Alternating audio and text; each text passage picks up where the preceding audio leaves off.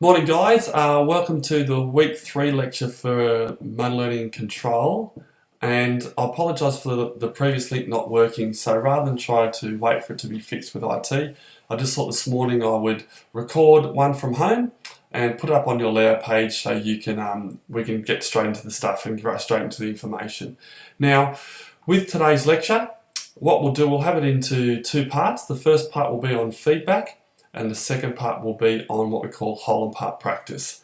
Now also too, I'll go through, literally I'll be talking to you guys from the computer, but I'll have the lecture slide up in front of me, so I'll literally just go through slide by slide, so it will make it easy to follow when you're listening to this recording online.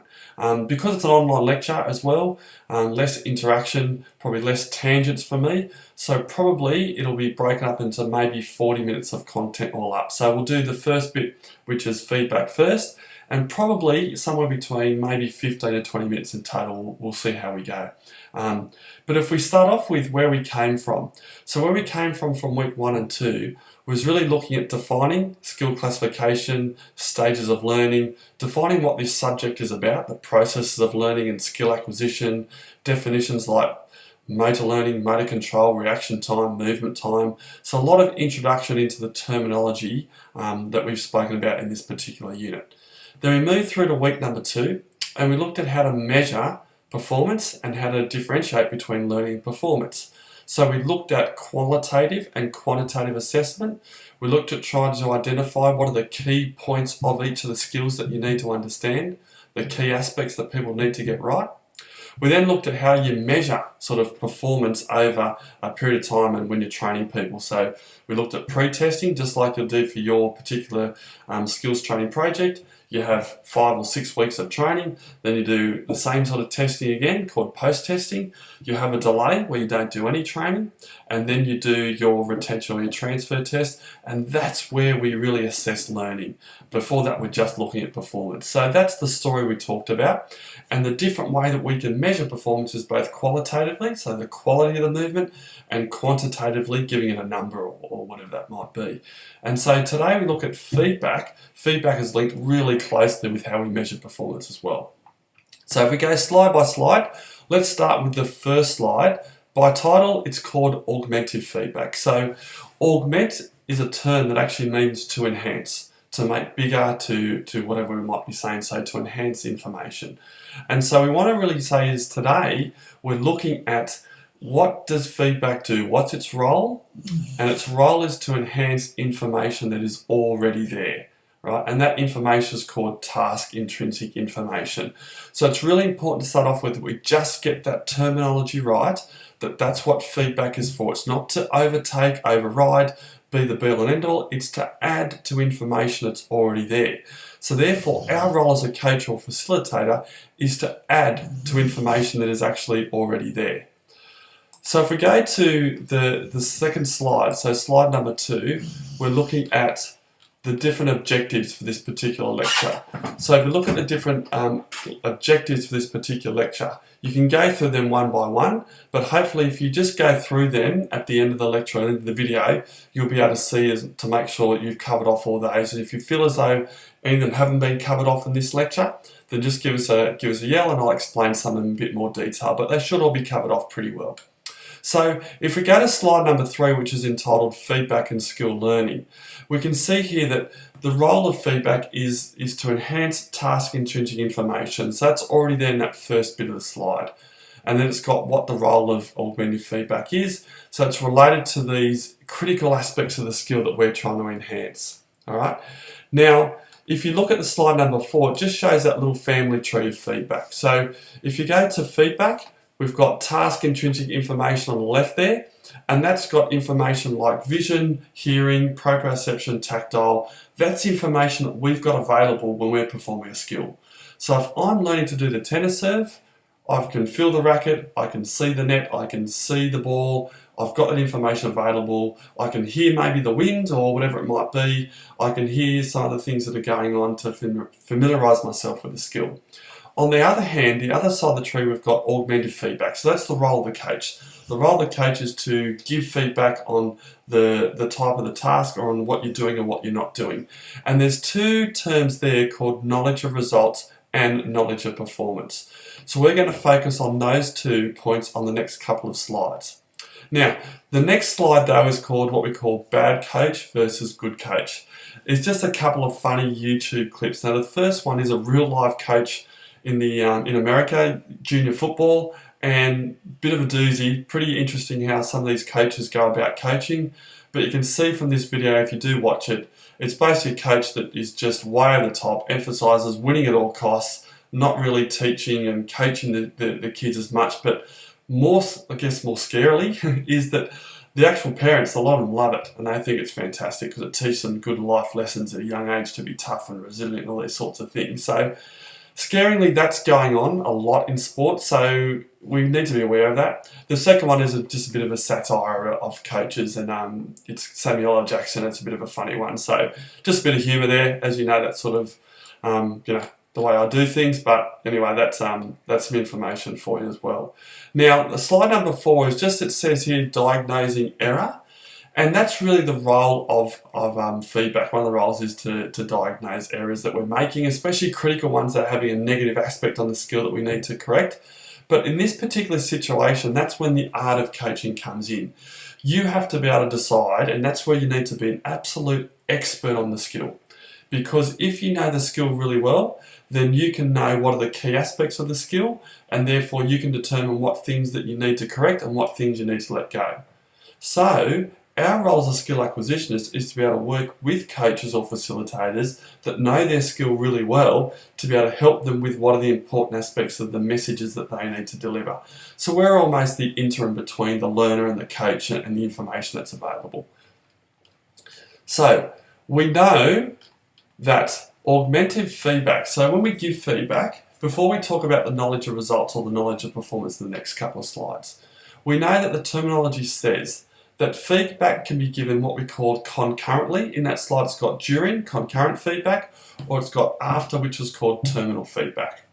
Now, concurrent feedback is just literally you're giving feedback whilst the person is performing the skill.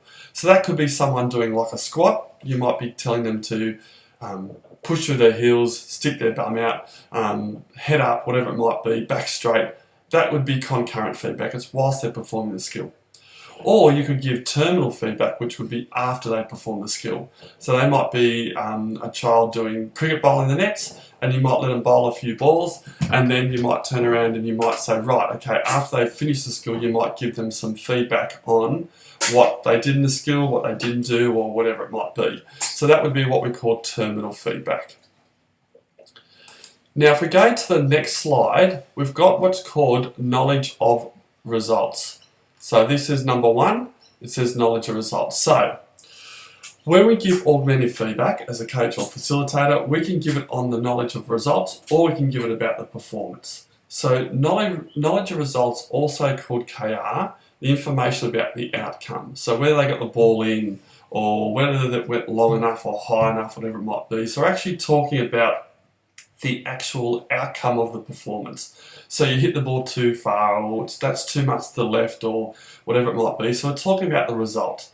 So the example there is the ball rolled 2 metres to the right of the hole. Now a lot of times too, knowledge results isn't necessarily needed that much because it's a little bit redundant if you can see where you're hitting the ball or whatever it might be. So again, if I go back to the tennis serve, if I was serving the tennis ball and I hit into the net, I probably don't need the coach to tell me that went into the net. So knowledge of results a lot of time is redundant because there's information you can already see. But there might be times where you're not just giving knowledge of results on if the ball was too high, whatever it might be. It might be that the ball toss need to go a bit higher or a bit lower, whatever it might be. So it's still mainly though on the outcome of the skill, and we use it less compared to the next slide, which is talking about knowledge of performance. And this is probably what we use more so in skill acquisition than the knowledge of results. So knowledge of performance is that qualitative assessment. So we looked at last week, we looked at how you measure performance, and it can be quantitative, so knowledge of results, or it can be qualitative. And qualitative assessment, as you'll find in the next few weeks trying to do it with your skills training program, is quite hard to do. It's quite hard to get right, but it has much more value than just the knowledge of results or the quantitative aspect. So, we talk about knowledge of performance. We start to talk about feedback that you're giving, which is about the actual movement pattern. So in a basketball shot, it might be elbow up high, it might be flick your wrist. So it's related to your verbal cues and your demonstration. So it sounds really silly, but this tells the whole story. If you know the key aspects of your skill, then you know which ones to focus on when you're demonstrating, you know the verbal cues to give, and therefore you know what to give feedback on and what stuff you don't necessarily need to give feedback on as well. So this type of feedback we're talking about is knowledge of performance. So the example on this slide is simply your arm was not extended when you hit that overhead. So in tennis, when you're doing an overhead, you didn't extend your arm up enough. So that's all that's really saying there. Now this is a really good multiple choice question exam that we normally give to say, do you know the difference between knowledge of results and knowledge of performance? So they're the things I'll probably be highlighting just in that first bit. So let's talk about now the importance of feedback. So there's two main aspects of feedback in general. So the next slide is importance of augmented feedback. Now, the purpose is twofold. It is informative, so knowledge of results, knowledge of performance like we just said, but also it has a real motivational impact as well. And this is where it's really important and really hard to sort of facilitate at times. But it's getting that sort of, this role is really hard to do because when someone's in the cognitive stage of learning, the motivation needs to be authentic. There's nothing worse than when you're not performing a skill really well and someone says to you, you're going great, mate, keep it up, you'll get there. And you're like, I'm not going to get there because I can't do it, I'm missing the ball and this is really frustrating. So motivational feedback needs to be honest. You need to say to them, look, I know you've just missed it, I know you're frustrated, trust me, keep at it, keep focusing on what I'm telling you and what you're feeling and what you're doing because you will get it right. It's really frustrating at the moment, I understand that, but trust me, we'll get through this first stage and then once you come out the other side, you will appreciate it, it will be better, but it will be frustrating. You're not going to be great for the first few weeks. Deal with it, it's going to have to be that way, and that's sort of it, more authentic motivation as opposed to, you know, you're doing great, man, keep it going, that's fantastic, you know, a little bit of the Americanism. I know I've got Canadian students here, so I can use the Americanism without sort of offending anyone, but a little bit over the top, overt sort of feedback, which isn't necessarily authentic. So we need to make sure that that's what it is. It's motivational, but it's also informational as well. So we go to the next slide. We start to look at when is augmented feedback useful. So I sort of said it before to you guys in those last couple of slides. This is just telling us when augmented feedback is useful. And it's useful when the task intrinsic information isn't there. So any task intrinsic information is not there. So if they can't see the target or vision isn't available. So when you're doing a handstand, for instance, you can't actually see the vision that's around you. So it's harder for you to actually see yourself doing it. So that's why in gymnastics, cues or knowledge of performance in relation to things like the handstand are really important because you can't see yourself. You can't see if your legs are up nice and high. So same things with things like diving or synchronized swimming or those things. A lot of times it's hard for them to see where their body is in time and space. So that's where feedback, especially knowledge of performance, is really crucial. Same thing like things like the tennis serve and the golf swing. So a lot of times too when we're hitting the ball, we can't see where our elbows are. So that's why video feedback or knowledge of performance is really important. So it's mainly the role of augmented feedback is to give information when it's not readily available. What we don't want to do is give it too much, and we don't want to create what's called a dependency on the feedback. So it can hinder performance if we give it too much or if that information's already available. So that's what that slide is just literally focusing on there as well.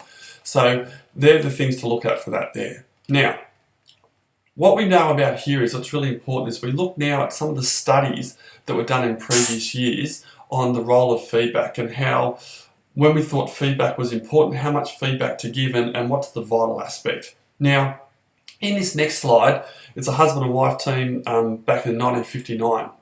And they just looked at a task where they're measuring absolute error of a task, and they looked at two situations here. So 0 there means they're not giving any feedback, and the blue line was giving what we call knowledge of results. So you can see that even without feedback, the person in the red line actually still improved. So their error decreased, so that means they improved in their skill performance. But those that got feedback, you could see that they improved at a much greater rate than those that didn't receive feedback. So they just said, okay, we know first of all that feedback has a pretty good role to give. But what we want to know is how much feedback should we give? And the answer here is we don't know for sure exactly how much feedback we need to give. All right. So in this next slide, we look at KR and KP frequencies. That's knowledge of performance and knowledge of results frequency. So how much? Absolute, what we call, versus relative. All you need to know from this is we know for an absolute fact that we shouldn't be giving feedback 100% of the time. So that's the one thing we do know for sure. Again, another good multiple choice question, if we get it, is we know, we're not sure exactly how much, but we know that we shouldn't be giving on every trial, and we know that it's better off if we give it more early on in practice and then fade it out to give it less as they start to get better at the skill. So we do know those two things to start off with. Now the next slide is looking at an example of that. So it looks at giving, again, these sort of manipulating tasks where we look at absolute error. So as you improve in the task, error comes down. So those lines in this slide here, if they're coming down, that means the person's getting better at the task. And on the key here, you've just got the amount of feedback, so 10%, 25, 33 or 100%. So all that's saying is how often you're giving feedback. So if you looked at this slide, you would say, well, it doesn't really matter because they all, by the 10th sort of trial or the 10th week, they all seem to be able to sort of perform the same amount. So it would look as though that they go, okay, well, that means that, it doesn't really matter. But what that slide doesn't show is it doesn't show with retention. And what we saw later on is when we actually administer a retention test, we actually administer learning, that those people that got feedback 100% of the time actually performed really poorly in their retention, their transfer test. So what this was telling us was what we call, this next thing is, again, this is a good question in the exam, and this is more like a 4 or 5 mark question, is what's called the guidance hypothesis theory. So you might need to look this up in your textbook as well, or the notes. But what we do know is, if we give feedback too often, like every time or all the time, the person then becomes reliant on that feedback and they become that passive learner that we said in week 2. And we want them to be an active learner. We want them to be involved in the learning process. We want them to be able to have time to work out for themselves what they're doing right or wrong. So therefore we know that if we give them feedback too often, like 100% of the time, they'll become dependent on that feedback, and therefore that will be a hindrance to their performance, because when we're taken away and we're not there, they won't really know what to do properly. So that's what the next slide was saying. It's a summary of that husband and wife's team's research. So we know that we shouldn't be giving feedback on every single trial, because if we go to the next slide, which is the Winston and Smith study in 1990, you can see here in a similar sort of movement-based task. It's like a tracking task in this graph. And you can see there that those that receive feedback 100% of the time in that acquisition phase seem to go well, but in that retention test, they actually lost a lot of that information. Whereas those that got feedback on every 3rd trial, although they performed very similar in the acquisition phase, in the retention test they actually performed better. So that slide there just shows you the importance of 2 things. We need to administer retention tests to do learning. We have to do that, otherwise we would think that they're both the same. So retention tests are absolutely essential if we want to see what someone's learned. And the second thing, we know unequivocally that we shouldn't be giving feedback every single time. We still don't know exactly how many trials, but we do know for sure that we shouldn't be giving on every single trial. And that leads us to the next slide, which what I brought in before, which was what this called this guidance hypothesis. So we don't want to have the learner becoming dependent on the feedback, and it also too blocks that task intrinsic information and prevents them from actually coming up with their own strategies. So the guidance hypothesis is really saying it's almost like the negative aspects of giving too much feedback. The person becomes reliant on it, and like I just said there, we don't want that. We want the learner to be active. We want them to be really involved, thinking about what they're doing, not just doing what they're being told to do. All right, so about another sort of 5 minutes on feedback. Now that we know for sure that we shouldn't be giving feedback on every trial, well, how do we sort of structure our training sessions and giving feedback to almost stop ourselves from giving feedback too much? So there's a number of different strategies here which I'm just going to talk you through, and these strategies here are things that we can implement to stop us from giving feedback too often. And the first one is called fading. So fading is pretty straightforward. All it means is, and I said this 2 slides ago, We give a lot of feedback early on in practice, and then as they get a little bit better and a bit more progressed through, then we give less and less, I guess, feedback as we go along. So we might start off on every other trial, and then we might fade it to be after every 5 or 10 or 20 trials as they go forward. But it's just called fading feedback. A bit more early on and then a bit less later. And the next slide there, the 1990 study from Weinstein and Smith, just shows you the advantage of giving fading style feedback. So again, this is an absolute error task. Those that got feedback on every single trial in the acquisition phase seem to perform better. But wow, you look at that retention test and you'll see the black line. They've actually almost gone back up to where they started, the people in the black line. So that's the people that got feedback on every single trial. It looks as though if you looked at that acquisition phase, it would look as though they're performing really, really well and they're really learning the task. But when we administer a retention test to assess learning, wow, you can see that they've lost a lot of information. Now, those that got feedback on every second trial, they, again, in the acquisition phase, they seem to perform okay, but they lost a lot of information there as well. But you can see here as well, in the blue line, which says 50/F, that's the group that had 50% of feedback that was faded. So a lot more early on and then less as the acquisition trials went along.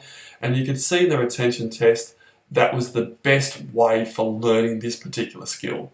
So two things, we know that we need retention tests to administer learning. I know I say it a lot, but it's really important to understand, and that we know that we should probably fade feedback as we go. Now, another way we can do that is the next slide is called a bandwidth. So to stop us from giving feedback on every trial, we might decide on if they hit the ball and it gets within a certain area of the target, we won't give feedback. If it lands outside of that, then we will give feedback. So an example might be for the tennis serve. I know I've used that a lot, but for the tennis serve, you might say, look, if they get the ball over the net, I'm actually not going to give them any feedback. That's my bandwidth. But if they keep hitting the ball too short or hits the net, I'm going to give them feedback. So there's ways that you can structure your training sessions to be able to, come up with a bandwidth. Now, the next slide says bandwidth KR 10%. So this might be, for example, a golf putt. So you might say you're doing a golf putt and they're doing a putt which is 2 meters away from the hole. So if 10% of that would be 20 centimeters. So if they got the ball within 20 centimeters of the target using concentric circles, then you wouldn't give feedback. But if their feedback was outside that 10% range, then you would find that you're going to give them some feedback on their task. And so that's a really easy way of trying to design it. So your bandwidth might be 10%, 20% or 50%. Depends on how hard or how easy the skill might be. But I'm happy to help you guys to try to understand or give some more examples of that when you're doing your skills training project as well. So the next couple of slides just give you some research on the bandwidth aspect as well.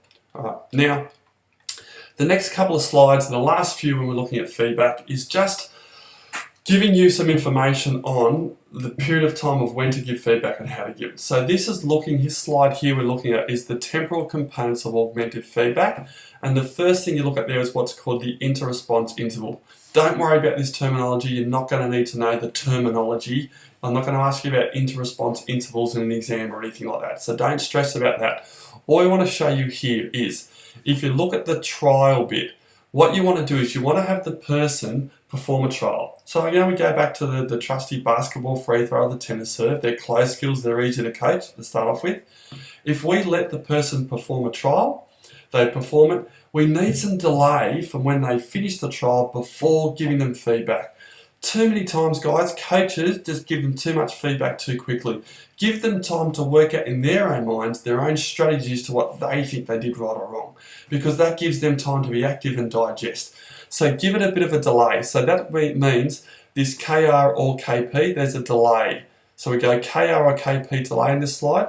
So when they finish the trial, a delay before you give them feedback, and then don't let them hit another trial straight away. Have some time. When I say time, I'm talking, 5, 10, 15 seconds, whatever it might be. It's not a minute or two, but a little bit of time after you give feedback and when they start to perform the next trial.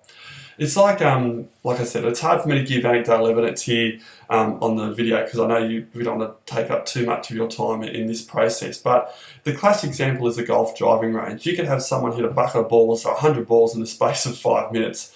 There's no delay between their trials. Where on a golf course, you might take 100 shots, it takes you 5 hours. So it's not really linking up properly. So that's a classic example of hitting a golf ball and literally putting the ball on the tee before the other ball is actually finished in its flight. So when we want to learn or teach people, they need a delay from when you give them feedback and then delay before they start the next trial. So that's just called that interval, right? And the next couple of slides there are just some different strategies that you can see about how to give feedback and how to delay the aspect of it. So I won't go through those slides in particular. There's one there called summary. So summary KR is just maybe after every 5 or 6 trials when you give feedback. So these are just ways of fading or bandwidth or summary KR. If you've got someone that's surfing, you can't give them, unless you're on the megaphone, you're right next to them in the boat, whatever you call it, the rubber ducky or whatever, you're not going to be able to give them feedback on every trial. So what you might want to do is let them go out and have a surf for 5 or 10 minutes and you watch them and you might make some notes. Then you might come up on the beach and you might give them some summary KR of what they did in the last 5 or 10 minutes and then go out there and let's try to work on this or try to work on that. So there's different things, depends on how you want to do it. But the whole purpose of those last 5 or 6 slides is to just give you some different strategies on the aspects of feedback. And then there's some different tools that we've got there to give feedback as well. So those are the main sort of aspects of the feedback lecture. Those last few slides, I'm not rushing through them, but you'll be able to read them and they're pretty straightforward. They're not going to be a focal point of the exam. So that's been about 26 minutes, 26 and a half minutes. So I'm going to stop this aspect here and then I'll start the next bit of the lecture, which is what we call your whole and part practice. Okay, cheers guys.